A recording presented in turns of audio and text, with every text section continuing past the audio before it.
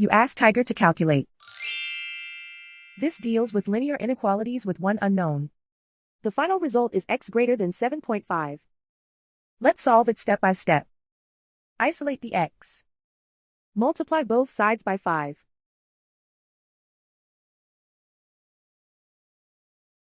Group like terms.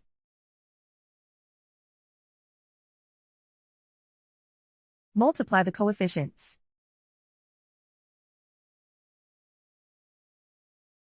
Simplify the fraction.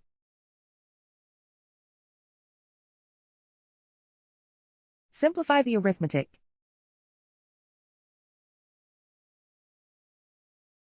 Plot the solution on a coordinate grid.